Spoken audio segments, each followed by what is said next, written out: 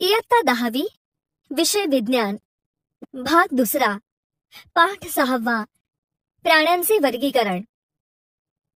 मुलांनो, आपण याआधी प्राण्यांचा विकास कसा होत गेला याविषयीची माहिती अभ्यासली आहे. तसेच प्राण्यांचे वर्गीकरण कोणत्या निकषांच्या आधारे केले जाते हेही पाहिले आहे. तर आता तुम्ही मला सांगा, सजीवांचे वर्गीकरण करण्यासाठी कोणकोणते निकष वापरले जातात? सजीवांचे वर्गीकरण करण्यासाठी त्यांचे मूलभूत गुणधर्म, पोषण पद्धती, त्यांचा अधिवास, त्यांच्या पेशीत केंद्रक आहे की नाही, ते सजीव एकपेशीय आहेत की बहुपेशीय आहेत, त्यांच्यात पेशीभित्तिका आहेत किंवा नाही, या अशा अनेक निकषांचा वापर केला जातो.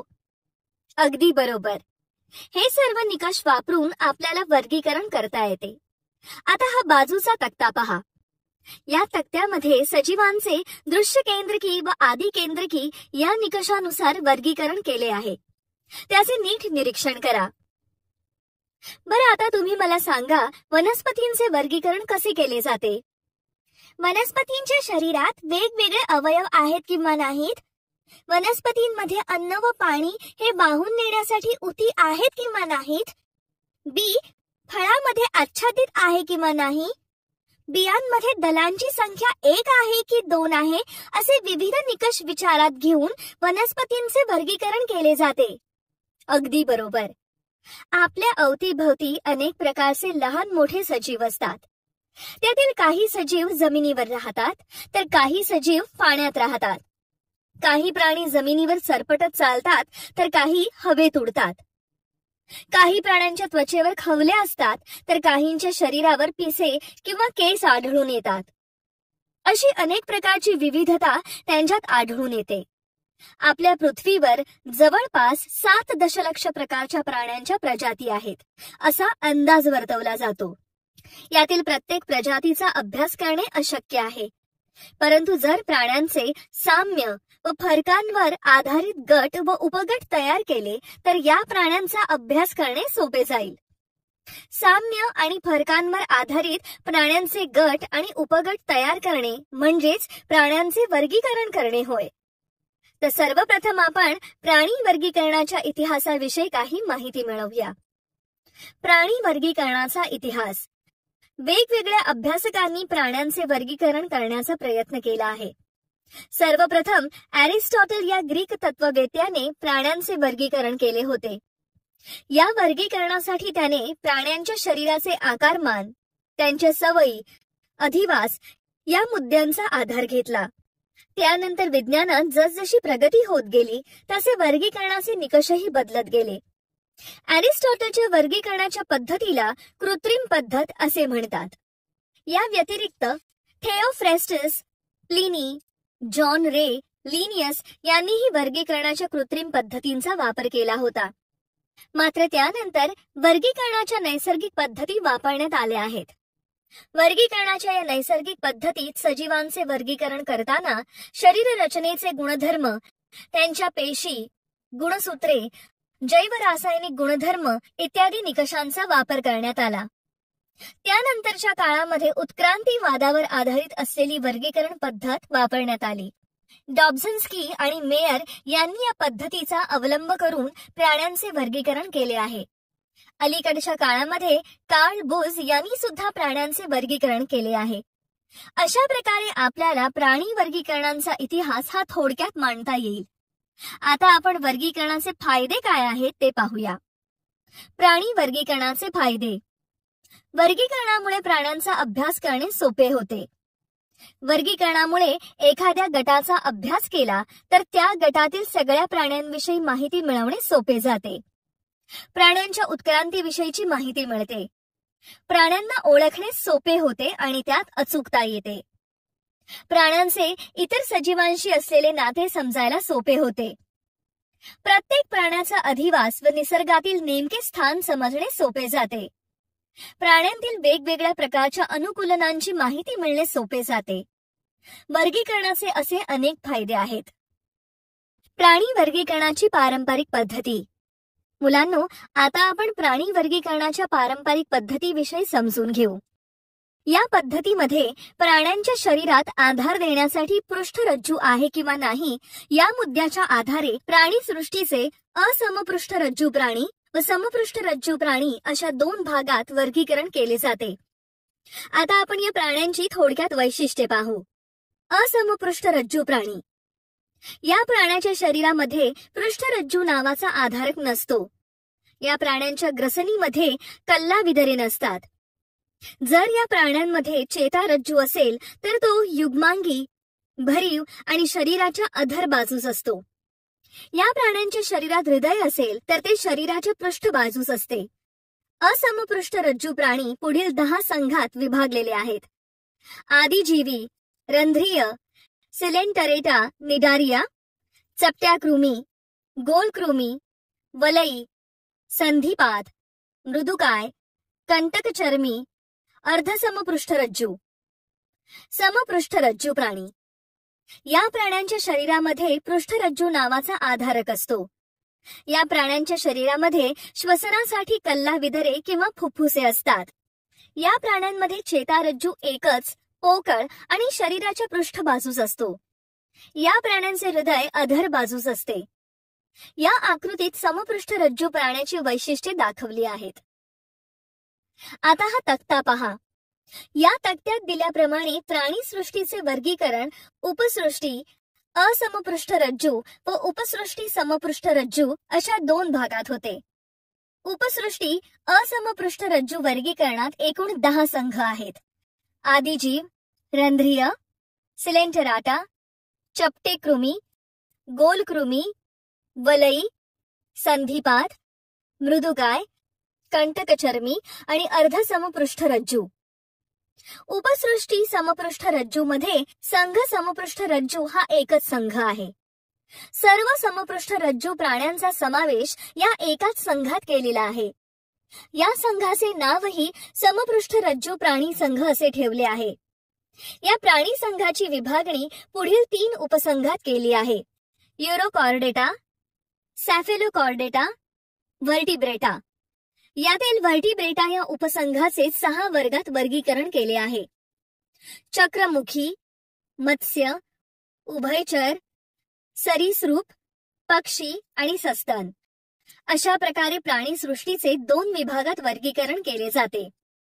यालाच पारंपरिक पद्धती असे म्हणतात. ही वर्गीकरणाची प्रचलित पद्धती आहे. मात्र अलीकडच्या काळामध्ये नवीन पद्धतीचा अवलंब केला जातो. तर आता आपण त्याविषयी जाणून घेऊ. प्राणी वर्गीकरणाची नवीन पद्धत. रॉबर्ट व्हिटाकरच्या पंचसृष्टी पद्धतीनुसार बहुपेशीय प्राण्यांचा समावेश हा प्राणीसृष्टीमध्ये केला आहे. या पद्धतीमध्ये प्राण्यांचे वर्गीकरण करताना त्यांच्या शरीराचे रचनात्मक संघटन, शरीराची सममिती, देहगुहा, जननस्तर, खंडीभवन अशा काही मुद्द्यांचा आधार घेतलेला आहे. प्राणी वर्गीकरणाच्या नवीन पद्धतीत वापरलेले आधारभूत मुद्दे. रचनात्मक संघटन. प्राण्यांचे शरीर हे अनेक पेशींपासून तयार झालेले असते. प्राण्यांच्या बहुपेशीय शरीरात अनेक पेशी कार्यरत असतात. तर एकपेशीय प्राण्याचे शरीर एकाच पेशीपासून तयार झालेले असते. त्यामुळे त्यांचे सर्व कार्य हे त्याच पेशीच्या मदतीने चालते. एकपेशीय प्राण्यांच्या शरीराचे संघटन जीवद्रव्य स्तर या प्रकारचे असते. यांचे शरीर केवळ जीवद्रव्यांनी बनलेले असते. आता हे बाजूचे चित्र पहा. या चित्रातील अमिबा व पॅरामेशियम हे एकपेशीय प्राणी असून त्यांचे शरीर जीवद्रव्यांनी बनलेले आहे. बहुपेशीय प्राण्यांमध्ये जर अनेक पेशी असूनही उती तयार झालेल्या नसतील तर अशा प्राण्यांचे शरीर हे पेशी स्तर संघटन दाखवते. उदाहरणार्थ रंध्रीय संघातील प्राणी. ही आकृती पहा. या आकृतीमध्ये पेशी स्तर संघटनाचे भाग दाखवले आहेत, जसे की कंटिका, अमिबोसाइट, ऑस्टियम, अजैविक भाग इत्यादी. काही प्राण्यांच्या शरीरामध्ये पेशी एकत्र येऊन उती तयार होतात. या उतींच्या मदतीनेच शारीरिक क्रिया पार पाडल्या जातात. अशा प्रकारात पेशी उती स्तर संघटन असते. उदाहरणार्थ निडारिया संघातील प्राणी. ही आकृती पहा. या आकृतीत पेशी उती संघटनातील प्राण्याचे अवयव दाखवले आहेत, जसे की घंटा, नलिका, स्नायूंचे कडे, शुंडक, मुखबाहू, जननग्रंथी, आतडे आणि मुख. या आकृतीत पेशी उती संघटन दिसून येते. चपट्या कृमीमध्ये उती अवयव स्तर संघटन असते. यामध्ये काही उती या एकत्र येऊन ठराविक अवयव तयार झालेले असतात. मात्र अवयव तयार झाले तरीही पूर्ण अवयव संस्था तयार झालेल्या नसतात. आता ही बाजूची आकृती पहा. दिलेल्या आकृतीमध्ये उतीचे भाग दाखविले आहेत. अवयव स्तर संघटन कसे आहे हे या आकृतीमधून दिसून येते. उदाहरणार्थ अन्ननलिका, जठरवाहिनी गुहा, गुच्छिका, मुख, नेत्रबिंदू, अधरतंत्रिका रज्जू इत्यादी. मुलांनो, आतापर्यंत आपण अभ्यासलेल्या रचनात्मक संघटनाच्या जीवद्रव्य स्तर, पेशी स्तर, पेशी उती स्तर संघटन आणि उती अवयव स्तर संघटन हे 4 प्रकार सोडून उरलेल्या सर्व प्राण्यांमध्ये अवयव संस्था स्तर संघटन असते. यामध्ये विशिष्ट कार्य पार पाडण्यासाठी अनेक अवयव एकमेकांना जोडून अवयव संस्था तयार झालेली दिसून येते. जसे या आकृतीत मानवी शरीरातील मेंदू, मुख, फुफ्फुस, हृदय, यकृत, अस्थि, रक्तवाहिनी, वृक्क, मंदी, चतुष्रस्क स्नायू हे अवयव दाखवले आहेत. मानवाप्रमाणेच बेडूक, खेकडा इत्यादी जीवांमध्येही अवयव संस्था स्तर संघटन असते. प्राणी वर्गीकरणाच्या नवीन पद्धतीत वापरलेला दुसरा आधारभूत मुद्दा म्हणजे शारीरिक सममिती. सममिती म्हणजेच सारख्या भागात विभाजन होणे. हे समजण्यासाठी आपण मानवी शरीराचे एक चित्र व अमिबाचे एक चित्र घेऊ. या दोन्ही आकृतींना विशिष्ट अक्षातून छेद देऊन विभागू. या छेद देण्यामुळे जे विभाजन होते त्या विभाजनावर आधारित प्राण्यांच्या शरीराचे विविध प्रकार आहेत. ते प्रकार आपल्याला पुढील प्रमाणे सांगता येतील. असममिती शरीर. अशा प्रकारच्या सजीवांच्या शरीरात असा कोणताही अक्ष नसतो की ज्यातून छेद घेतला की शरीर 2 सारख्या भागात विभागले जाऊ शकते. उदाहरणार्थ अमिबा, पॅरामेशियम, काही प्रकारचे स्पंज. यांच्या शरीराचा निश्चित असा आकार नसतो. तो नेहमी बदलत असतो. त्यामुळे त्यांच्या शरीराचे 2 समान भाग करणे शक्य नसते. म्हणून या प्राण्यांचे शरीर असममित असते. अर्य सममिती. या प्रकारच्या शरीराच्या मध्य अक्षातून जाणाऱ्या कोणत्याही प्रतलातून छेद घेतला की 2 समान भाग पडतात. उदाहरणार्थ तारामासा. याच्या शरीरात मध्य अक्षातून जाणारी 5 वेगवेगळी प्रतले आहेत. त्यामुळे कोणत्याही प्रतलातून छेद दिल्यास 2 समान भागच मिळतात. म्हणून तारामाशाचे शरीर अर्य सममिती शरीर आहे. द्विपार्श्व सममिती. या प्रकारात शरीराचा एकच अक्ष असा असतो की फक्त त्याच अक्षातून काल्पनिक छेद घेतला असता 2 समान भाग होतात. उदाहरणार्थ कीटक, मासे, बेडूक, पक्षी, मानव इत्यादी. माशाच्या किंवा बकरीच्या जर डोक्यापासून शेपटीपर्यंत एकाच सरळ रेषेत छेद घेतला तर त्याचे 2 समान भाग होतील. आद्य स्तर, जनन स्तर. द्विस्तरीय व त्रिस्तरीय. बहुपेशीय प्राण्यांमध्ये त्यांच्या भ्रूणावस्थेतील वाढीच्या सुरुवातीच्या काळात पेशींचे आद्य स्तर तयार होतात व त्या आद्य स्तरापासून त्या प्राण्याच्या शरीरात उती तयार होत असतात. काही प्राण्यांच्या शरीरामध्ये फक्त 2च आद्य स्तर तयार होत असतात. ते म्हणजे बहिर्जन स्तर आणि अंतर्जन स्तर. उदाहरणार्थ सर्व निडारिया सिलेंटरेटा. तर बहुतांश सर्व प्राण्यांमध्ये 3 आद्य स्तर म्हणजे वरील दोन्हींसोबत मध्यस्तर तयार होतात. ही आकृती पहा, म्हणजे तुम्हाला 2 आद्य स्तर व 3 आद्य स्तर यातील फरक समजेल. देहगुहा. शरीर व शरीराच्या आतील अवयवांच्या दरम्यान असणाऱ्या पोपलेला देहगुहा असे म्हणतात. ही बाजूची आकृती पहा. या आकृतीत दाखवल्याप्रमाणे देहगुहेवरून प्राण्यांचे 3 प्रकार पडतात. देहगुहा असणारे प्राणी, फसवी देहगुहा असणारे प्राणी आणि देहगुहा नसणारे प्राणी. बहुपेशीय प्राण्यांच्या भ्रूणावस्थेतील वाढीच्या काळात मध्यस्तरापासून किंवा आतड्यापासून देहगुहा तयार होत असते. अशा प्रकारची देहगुहा वलयी प्राणी संघ व त्यानंतरच्या सर्व संघातील प्राण्यांच्या शरीरात असते. अशा प्राण्यांना सत्य देहगुहा असणारे प्राणी असे म्हणतात. रंध्रीय प्राणी, निडारिया, चपट्या कृमींचा संघ. या संघातील प्राण्यांच्या शरीरात देहगुहा नसते. अशा प्राण्यांना देहगुहाहीन प्राणी म्हणतात. गोल कृमींच्या शरीरामध्ये देहगुहा असते, पण ती वर दिलेल्या पद्धतीमध्ये तयार होत नाही, म्हणून त्यांना खोटी किंवा फसवी देहगुहा असणारे प्राणी असे म्हणतात. खंडीभवन. प्राण्यांचे शरीर हे छोट्या छोट्या सारख्याच भागात विभागले गेले असेल तर अशा शरीराला खंडीभवित शरीर असे म्हणतात. त्या प्रत्येक छोट्या भागाला खंड असे म्हणतात. उदाहरणार्थ वलई प्राणी संघातील गांडूळ. आता हा बाजूचा तक्ता पहा. सृष्टी, शरीर संघटन, शरीर सममिती, देहगुहा, प्राणी संघ या मुद्द्यांचा वापर करून हा तक्ता तयार केला आहे. यामध्ये प्राण्यांचे आधुनिक वर्गीकरण केले आहे. आपण आतापर्यंत जे अभ्यासले आहे ते या एका तक्त्यात बसवले आहे. या तक्त्यात दाखवलेल्या मुद्द्यांचा वापर करून प्राणी संघाचे आधुनिक वर्गीकरण केलेले आहे. त्यांची थोडक्यात माहिती आपण पुढील भागात घेऊ. प्राणी संघाचे आधुनिक वर्गीकरण. रंध्रीय प्राणी संघ. हे सर्वात साध्या प्रकारची शरीर रचना असलेले प्राणी असतात. त्यांना स्पंज असे म्हणतात. या आकृतीमध्ये रंध्रीय प्राणी संघातील प्राणी कसे दिसतात हे दाखवले आहे. उदाहरण म्हणून स्पॉन्जिला व सायकॉन स्पंज यांच्या आकृत्या दिल्या आहेत. सायकॉनचा जो वरील फुलासारखा भाग दिसतो त्याला ऑस्क्युलम म्हणतात. आतल्या पेशींना कॉलर पेशी म्हणतात, तर त्यावरील खवल्यासारख्या भागाला ऑस्ट्रिया म्हणतात. रंध्रीय प्राणी संघातील प्राणी पाण्यात राहणारे असतात. त्यातील काही प्राणी हे गोड पाण्यात राहतात, तर बहुतेक प्राणी समुद्रात आढळून येतात. बहुतेक सर्व प्राण्यांचे शरीर हे असममित असते, म्हणजेच त्यांचे दोन समान भागात विभाजन होऊ शकत नाही. त्यांच्या शरीरात वैशिष्ट्यपूर्ण कॉलर पेशी असतात. त्यांच्या सहाय्याने हे प्राणी शरीरामध्ये पाण्याला प्रवाहित करतात. हे प्राणी आधात्रेशी संलग्न असल्याने त्यांच्यात प्रचलन होत नाही, म्हणून त्यांना स्नानबद्ध प्राणी असे म्हणतात. यांच्या स्पंजासारख्या शरीराला कंटिकांचा किंवा शुकिकांचा किंवा स्पॉन्जिनच्या तंतूंचा आधार असतो. कंटिका कॅल्शियम कार्बोनेट किंवा सिलिकाच्या बनलेल्या असतात. यांच्या शरीरात घेतल्या गेलेल्या पाण्यातील लहान सजीव व पोषक द्रव्यांचे ते भक्षण करतात.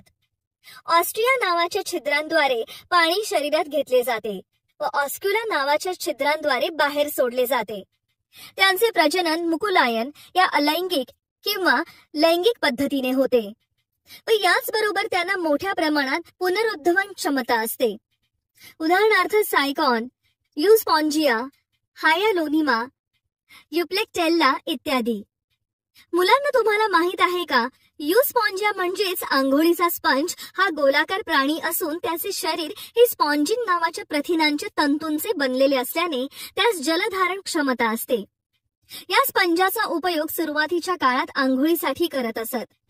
तसेच लोड तक्के तयार करण्यासाठीही याचा वापर करीत असत. कार्यालयामध्ये तिकिटे मोजताना, नोटा मोजताना ओलावा मिळवण्यासाठी स्पंजचा उपयोग होतो. सिलेंटराटा निडारिया प्राणी संघ. ही आकृती पहा. या आकृतीत दाखविल्याप्रमाणे या प्राण्यांच्या शरीराचा आकार दंडाकृती किंवा छत्रीच्या आकाराचा असतो. जर त्याचे शरीर दंडाकृती असेल तर त्याला बहुशुंडक व छत्रीच्या आकाराचे असेल तर त्याला छत्रिक म्हणतात. हे प्राणी बहुतेक करून समुद्रात आढळतात, तर काही प्राणी हे गोड्या पाण्यात आढळून येतात. या प्राण्यांचे शरीर अरीय सममित व द्विस्तरीय असते, म्हणजेच यांच्या शरीरातील मध्य अक्षातून छेद गेल्यास दोन समान भाग होतात.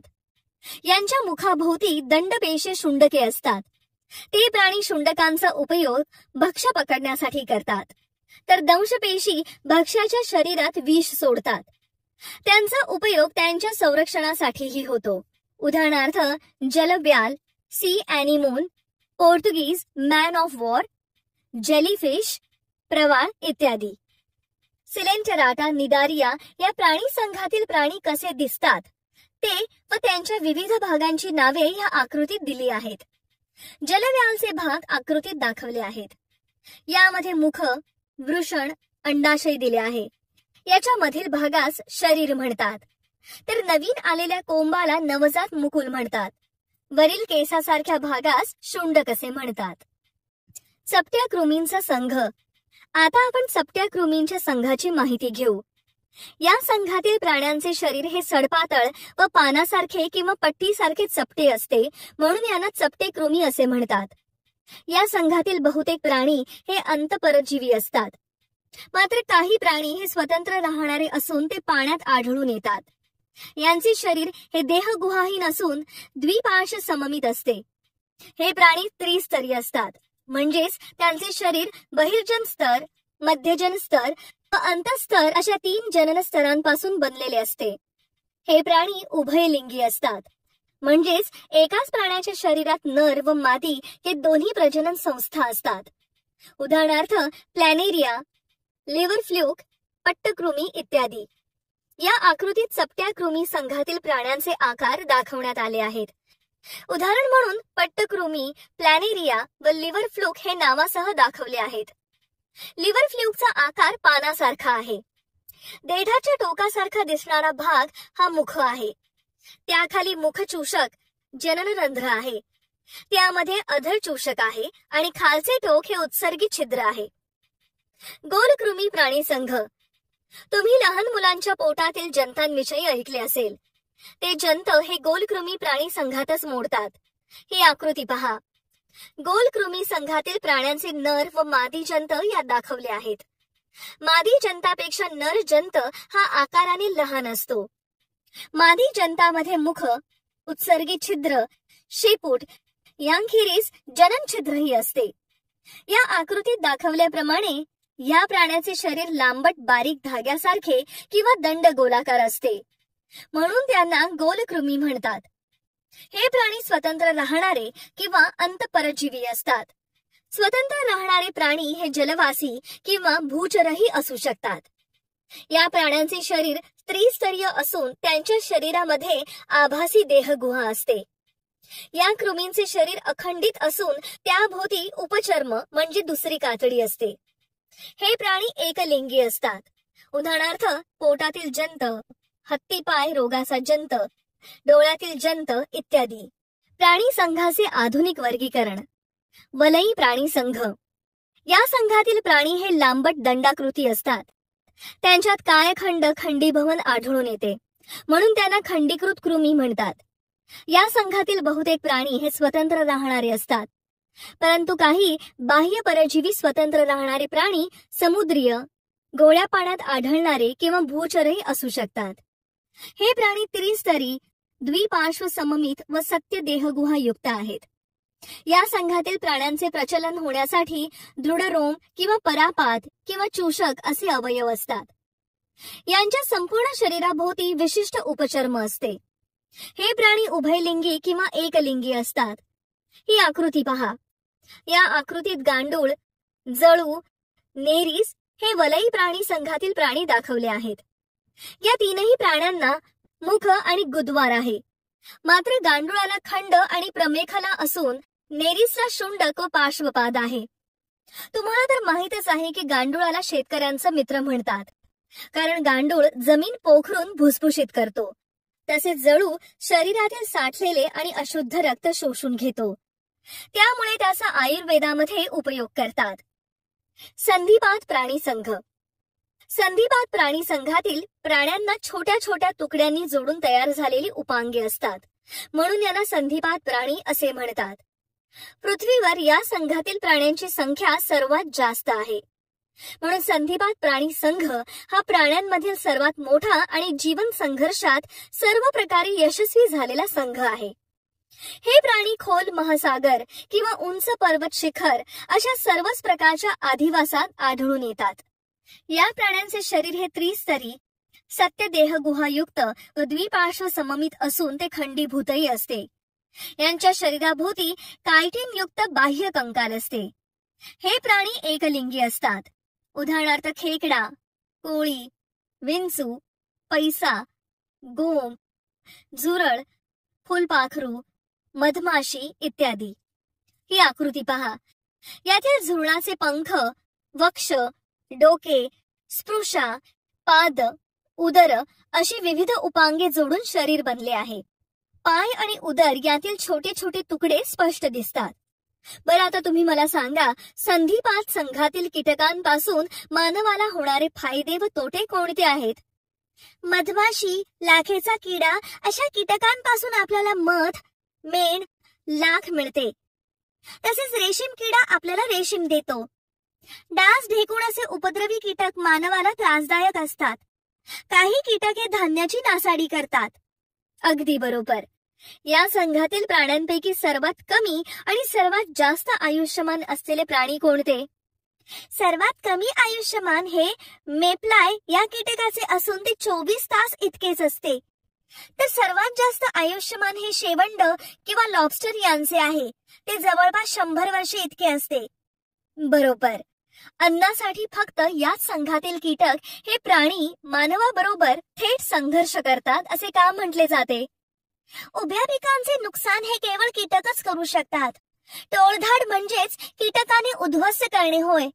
आपल्या अन्नाची नासाडी ही कीटकांमुळेच होत असते. त्यामुळेच या संघातील कीटक हे प्राणी मानवाबरोबर थेट संघर्ष करतात. बरोबर. मृदुकाय प्राणी संघ. मुलांनो, या प्राण्यांचे शरीर मऊ बुळबुळीत असते, म्हणून यांना मृदुकाय प्राणी असे म्हणतात.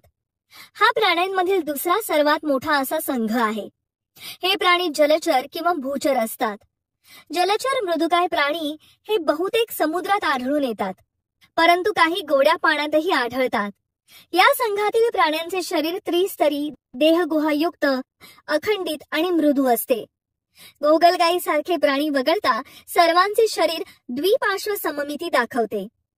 यांचे शरीर डोके, पाय व आंतरांग संहती अशा 3 भागात विभागलेले असते. आंतरांग संहती प्रावार या पटली संरचनेने आच्छादलेली असून हे प्रावार कठीण कॅल्शियम कार्बोनेट युक्त संरक्षक कवच संस्रावित करते. हे कवच शरीराभोवती किंवा शरीरामध्ये असते, तर काही प्राण्यांमध्ये हे नसते. हे प्राणी एकलिंगी असतात. उदाहरणार्थ कालव, द्विपुट, शिंपला, गोगलगाय, ऑक्टोपस इत्यादी. ही आकृती पहा. या आकृतीत मृदुकाय प्राणी संघातील ऑक्टोपस, शिंपला आणि गोगलगाय हे प्राणी दाखवले आहेत. यातील ऑक्टोपस या प्राण्याचे शुंडके, नलिका, डोळा आणि चूषक हे भाग दाखवले आहेत. यातील धाग्यासारख्या दिसणाऱ्या भागास शुंडके असे म्हणतात. मुलांना, तुम्हाला हे माहीत असायला हवे की ऑक्टोपस हा असमपृष्ठ रज्जू प्राण्यांमध्ये सर्वात हुशार प्राणी आहे. तो स्वतःचा रंगही बदलू शकतो. तसेच ऑक्टोपस पोहू शकतो, सरपटू शकतो व चालूही शकतो. कंटकचर्मी प्राणी संघ. मुलांनो, ही आकृती पहा. या आकृतीत कंटकचर्मी प्राणी संघातील तारामासा, समुद्र काकडी आणि सी अर्चिन ही उदाहरणे दिली आहेत. या प्राण्यांच्या त्वचेवर कॅल्शियम कार्बोनेटचे काटे असतात, म्हणून त्यांना कंटकचर्मी प्राणी म्हणतात. हे सर्व प्राणी फक्त समुद्रात आढळून येतात. यांचे शरीर हे त्रिस्तरी आणि देहगुहायुक्त असते.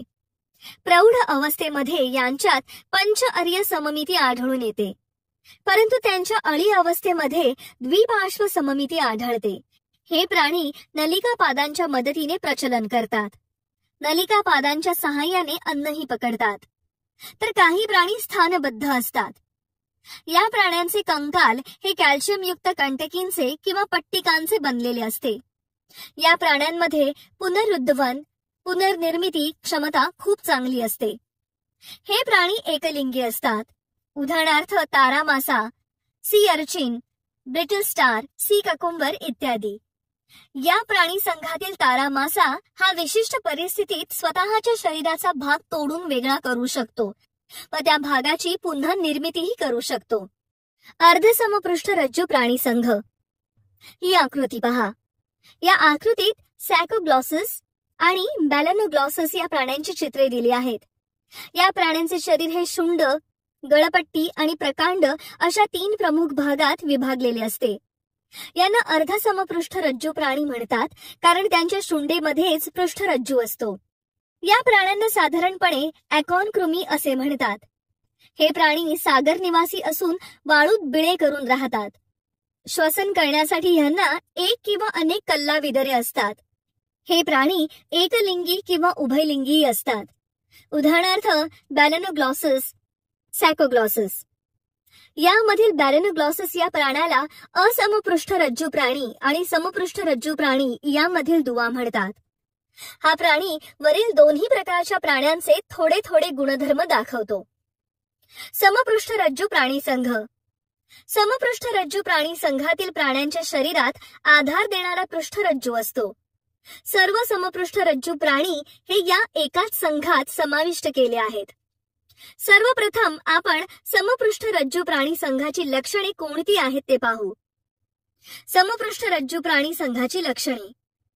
विकासाच्या अवस्थांपैकी कोणत्या ना कोणत्या अवस्थेत शरीरामध्ये पृष्ठरज्जू असतो. विकासाच्या अवस्थांपैकी कोणत्या ना कोणत्या अवस्थेत ग्रसनी कल्लाविदरे असतात.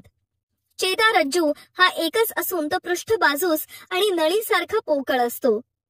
समपृष्ठरज्जू प्राणी संघातील प्राण्यांचे हृदय आधार बाजूस असते.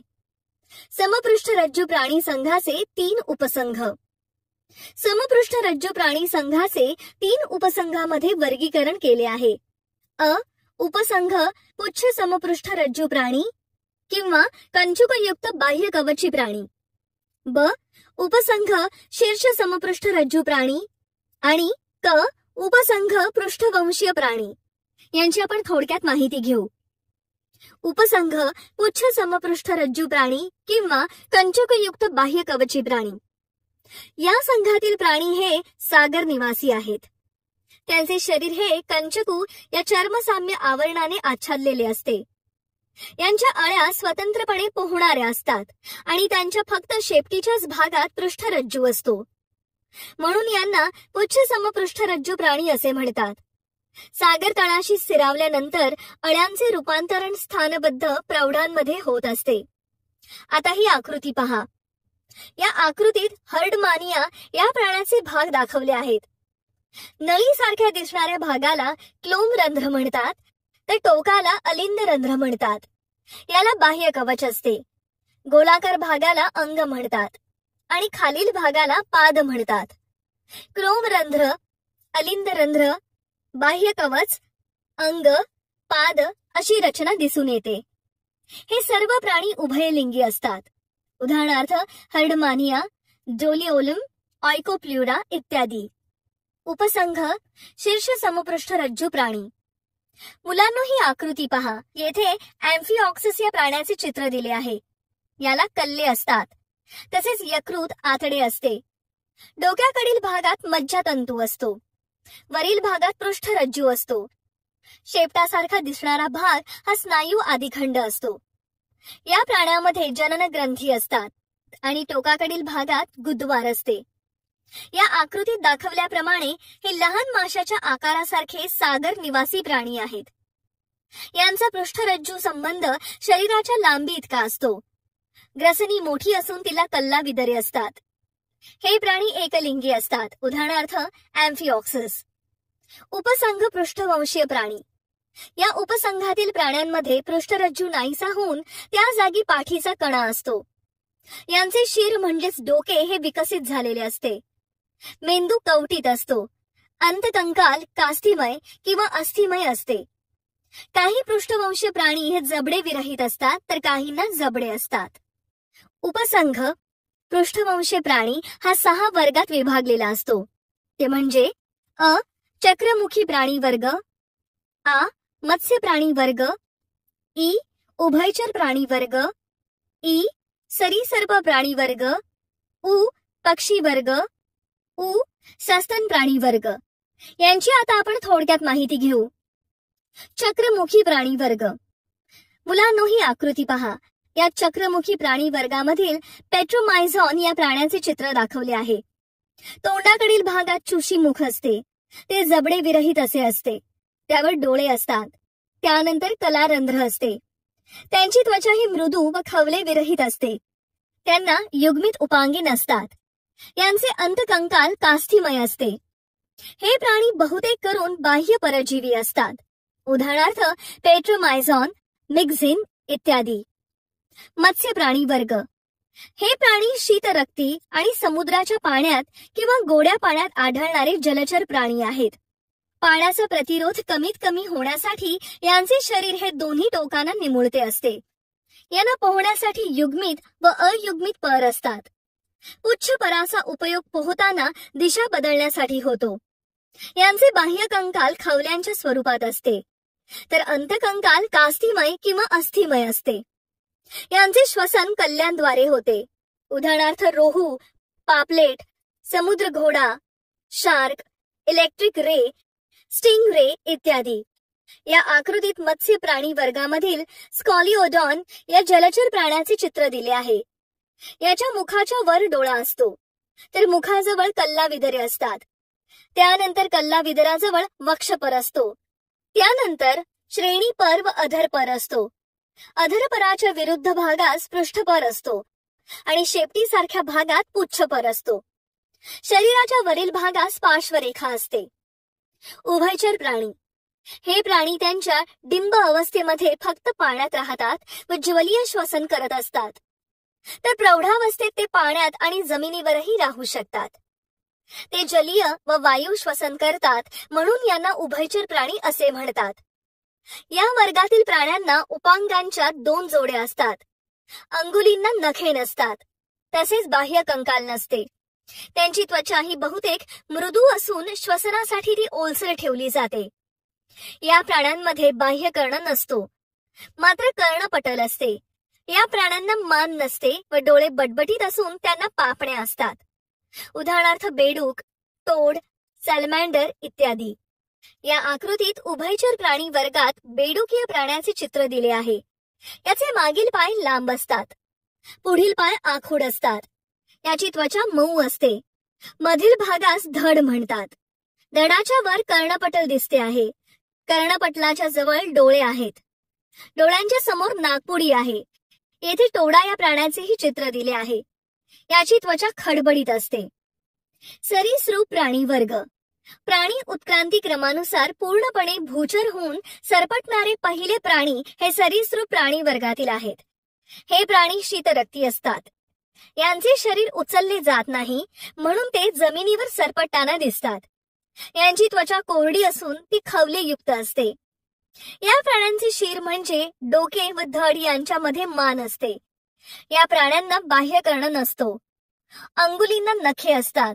उदाहरणार्थ कासव, पाल, साप, सरडा, सुसर इत्यादी. या आकृतीत सरीसृप प्राणी वर्गातील पालीचे चित्र दिले आहे. हिला 4 पाय असतात. खवलेयुक्त त्वचा असते, डोळे असतात आणि शेपूट असते. पक्षी वर्ग. हे प्राणी पूर्णपणे खेचर जीवनासाठी अनुकूलित झालेले असतात. हे उष्णरक्ती असतात आणि ते त्यांच्या शरीराचे तापमान स्थिर ठेवू शकतात. या प्राण्यांना हवेत उडताना हवेचा प्रतिरोध कमी करता यावा यासाठी त्यांचे शरीर हे दोन्ही टोकांना निमुळते असते. यांची अग्र उपांगे म्हणजेच पुढील पाय हे पंखांमध्ये रूपांतरित झालेले असतात. अंगुली खवलेयुक्त असून त्यांना नखे असतात. बाह्य कंकाल संपूर्णपणे पिसांनी आच्छादलेले असते. तर शिर व धड यामध्ये मान असते. त्यांना जबड्याऐवजी चोच असते. उदाहरणार्थ मोर, पोपट, कबूतर, बदक, पेंग्विन इत्यादी. या चित्रात पक्षी वर्गातील कबुतराचे चित्र दिले आहे. याचे पाय नखेयुक्त आहेत. त्याला चोच आहे. डोके, डोळा व मान हे शरीराचे भाग आहेत. सस्तन प्राणी वर्ग. ज्या प्राण्यांमध्ये दूध स्त्रवणाऱ्या ग्रंथी असतात त्यांना सस्तन प्राणी म्हणतात. दूध स्त्रवणे हा या प्राण्यांचा गुणधर्म आहे. या प्राण्यांचे डोके, मान, धड व शेपूट असे शरीराचे भाग असतात, तर अंगुलींना नखे, नखर, खूर इत्यादी असतात. बाह्य कंकाल केसांच्या किंवा लोकरीच्या स्वरूपात असते. उदाहरणार्थ मानव, कांगारू, डॉल्फिन, वटवाघूळ इत्यादी प्राणी.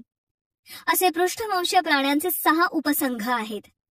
या चित्रात सस्तन प्राणी वर्गामधील वटवाघळाचे चित्र दिले आहे. याला 2 मागील पाय असतात. याच्या पडद्यासारख्या असणाऱ्या भागास चर्मपर म्हणतात. तर मधील भाग म्हणजे शरीर असते. यांना डोळे असतात. मुलांनो, आता मला सांगा, सुसर, मगर यांसारखे प्राणी पाण्यात राहतात व जमिनीवरही राहतात. मग ते उभयचर आहेत की सरीसृप आहेत? सुसर, मगर हे प्राणी सरीसृप आहेत, कारण त्यांना पाण्यात श्वसन करता येत नाही. त्यासाठी ते पाण्याच्या पृष्ठभागावर येतात. बरोबर. पाण्याच्या पृष्ठभागावर श्वासोच्छवास करून ते परत पाण्यात जात असतात. मग मला सांगा की देवमासा, वॉलरस हे पाण्यात राहणारे प्राणी मत्स्य वर्गात समाविष्ट आहेत की सस्तन वर्गात? देवमासा व वॉलरस हे सस्तन प्राणीच आहेत, कारण त्यांच्यात दुग्धग्रंथी असतात.